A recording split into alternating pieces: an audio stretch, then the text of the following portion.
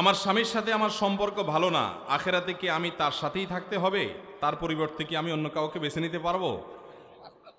মাশাআল্লাহ, আমাদের বোনদের বড় অদ্ভুত অদ্ভুত প্রশ্ন। দেখেন, এই কপাল পড়া স্বামী কত খারাপ হলে এই ভদ্র মহিলা জান্নাতেও তার সাথে থাকতে রাজি না।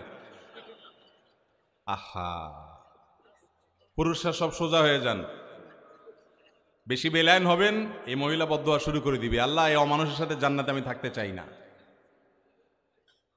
আল্লাহ আমাদেরকে হেফাজত করুন। যাই হোক ভাই, দেখুন, প্রথম কথা হলো জান্নাতে কে যাবে বা না যাবে এটা নির্ভর করে তার ঈমান, আমল এবং আল্লাহ রাব্বুল আলামিনের রহমতের উপর।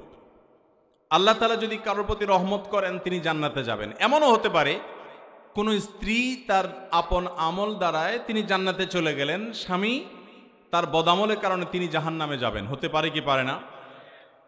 আসিয়ার স্বামী ছিলেন কে?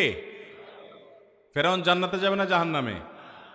আর আসিয়া, দুইজনের সংবাদই কোরআনে আল্লাহ তাআলা জানাই দিয়েছেন, যে জান্নাতে যাবে তার সুসংবাদও জানাই দিয়েছেন, আর যে জাহান্নামে যাবে তার কথাও বলে দিয়েছেন আল্লাহ তাআলা।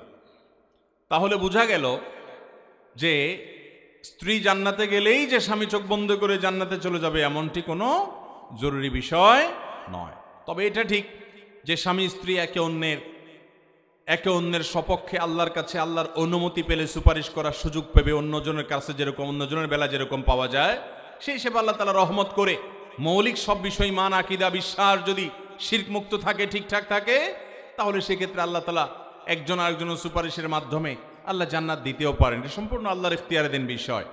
তবে এই প্রশ্নের মূল কথা হলো বা শেষ কথা হলো যে জান্নাতীদেরকে আল্লাহ তাআলা জান্নাতে যে ঢুকাবেন তাদের অন্তরে আল্লাহ তাআলা বলেছেন ওয়ানাযা'না মা ফি সুদুরহিম মিন গিল, জান্নাতীদের অন্তর গিল, হিংসা, বিদ্বেষ, শত্রুতা যা আছে এগুলো সব বের করে দিয়ে তাদেরকে ফ্রেশ করে আল্লাহ জান্নাতে ঢুকাবেন।